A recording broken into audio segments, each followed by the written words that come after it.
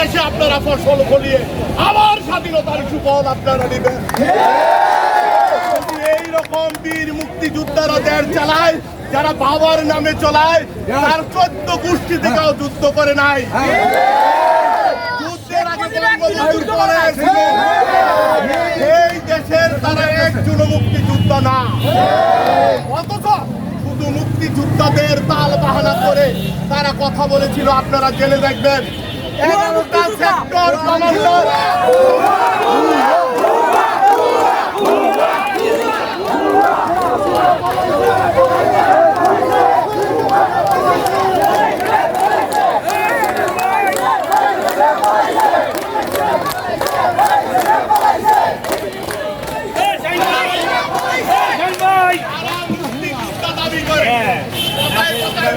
আপনাদের বাধা দিচ্ছে, আপনাদের টাকা নিয়ে।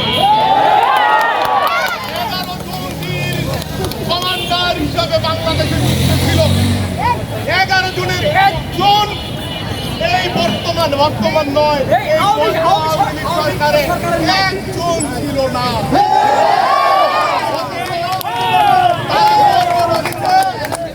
আপনাদের সকল মুক্তিযোদ্ধা তাদের একজন মুক্তিযোদ্ধারে ধরে নিয়ে প্রত্যেকটার বয়স মুক্তিযুদ্ধের সময় ছিল 4 বছর, 5 বছর, 6 বছর, এমনকি মুক্তিযুদ্ধের পরেও জন্ম নিচ্ছে।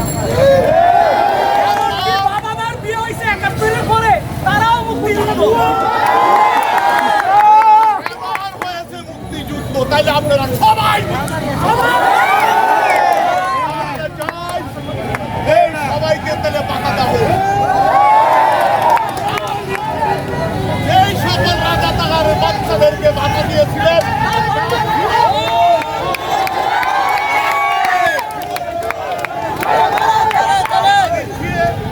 আপনাদের এই বক্তব্য বেশি বক্তব্য নয়, এই বক্তব্য অনেক দূর চলে যাচ্ছে। অবশেষে শেখ হাসিনা পালাইছে।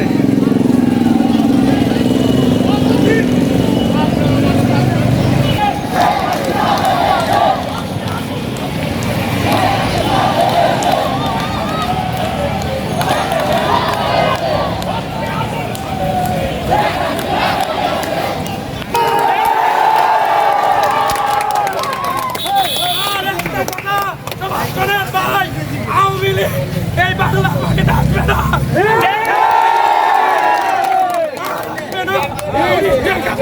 পাকিস্তান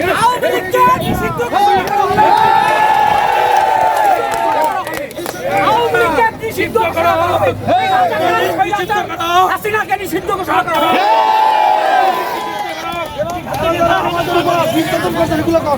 তারা নির্যাতন করতে, ছাত্রদের উপর অসহিংসভাবে হামলা করতে, তাদের ভিতরের আওতায় আনা হবে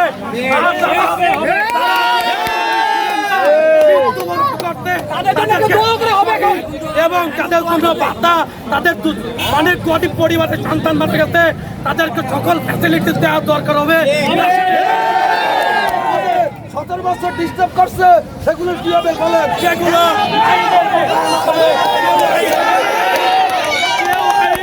হাতে তুলে নেবেন না, সবাই আইনের প্রতি শ্রদ্ধা রাখবেন, আইনের মাধ্যমে সব বিচার করা হবে। আপনাদেরকে আগেও বলেছি, আবারও বললাম, আপনারা আপনাদের পথে আবার সেই শক্তি নিয়ে বাংলার সেই সন্তানরা তাদের রক্তের বিনিময়ে বাংলার যুদ্ধকে উড়িয়েছিল, আর সেই যুদ্ধ আরেকবার হয়েছে, আপনাদের বিজয় হয়েছে। তাদের রক্তের বিনিময়ে আজ হয়েছে, যারা আহত অবস্থায় হাসপাতালে আছে তাদের জন্য তথা আপনাদের এই শ্রমের জন্য এখন দোয়া পরিচালনা করার জন্য আমাদের বড় খতিব সাহেব জনাব অ্যাডভোকেট এবং টঙ্গী কলেজের প্রিন্সিপাল দেলোয়ার ভাই একটা দোয়া ধরবেন আপনাদের সবার জন্য।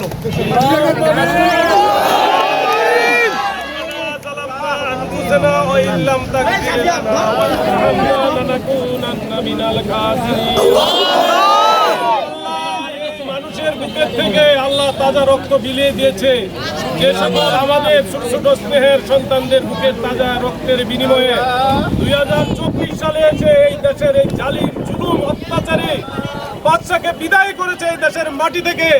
আল্লাহ তাদের রুহের মাগফিরাত কামনা করি।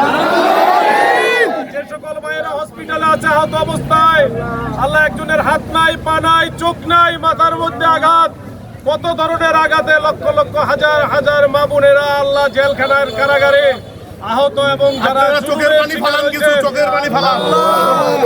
এই যারা জুলুমের দ্বারা যারা নির্যাতিত হয়েছে আল্লাহ তাদেরকে তুমি সুস্থতার নিয়ামত দান করো। এই জুলুমের বিচার এই বাংলার মাটিতে প্রতি ইঞ্চিতে ইঞ্চিতে যেন আল্লাহ বিচার এই বাংলার মাটিতে এই ধরনের এই জুলুম সরকার আর যেন না আসে। এই অত্যাচারী বাদশা 16টা বছর বহু শিক্ষিত যুবক দেশে ঢাকা শহরে রিক্সা চালাইছে, পরিবারের সাথে দেখা করতে পারে নাই, জেলখানার ভিতরে অনেকে আছে জুলুমের শিকার। আল্লাহ তাদের জন্য আল্লাহ অনেকের 300, 400, 140টা 50টা মামলা, এখানে অনেকে আছে এই ধরনের অত্যাচারের শিকার হয়েছে। আল্লাহ সকলকে এই জুলুম থেকে আল্লাহ মুক্তি দেন। আমরা আগামী দিনে মুক্তি চাই। আজকে দেশের যেরকম 1971 সালের পরে 2024 সালে যেরকম দেশ স্বাধীন হয়েছে, আমরা যেন এই স্বাধীনতার সুফল ভোগ করতে পারি। সকলকে ধৈর্য ধারণ করার জন্য, একটি সফলতার পরে ধৈর্য ধারণ করার এবং সফলতার জন্য ধৈর্য ধারণ করার জন্য উদারত আহ্বান জানিয়ে আজকে এই বাংলার মাটিতে কিন্তু স্থান হয় নাই। কালকে বড় বড় গুলি দিচ্ছে যে পালাবে না এই বাংলার মাটি থেকে, এখন পালাই লক্ষ লক্ষ আওয়ামী লীগের নেতাকর্মীরা কি জবাব দিবে বাংলার মাটিতে? তাদের অত্যাচারের সীমানা ছাড়িয়ে গেছে, অত্যাচারের সীমানা। আল্লাহ তাআলা পুরো অত্যাচারীকে আল্লাহর ঘোষণা স্বাধীনতা যুদ্ধের 2024 বিশ্বাস কামনা করে এখানে শেষ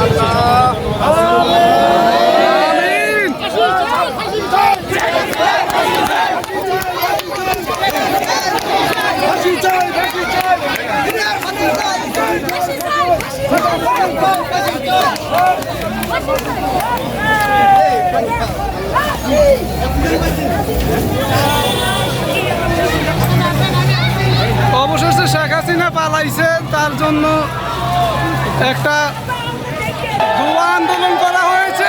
অবশেষে শেখ হাসিনা পালাইছে। আপনারা সবাই বেশি বেশি করে শেয়ার, লাইক, কমেন্ট করেন। উত্তরা খালপাড় 12 নম্বর সেক্টর আপনারা দেখতে পাচ্ছেন এই মুহূর্তে।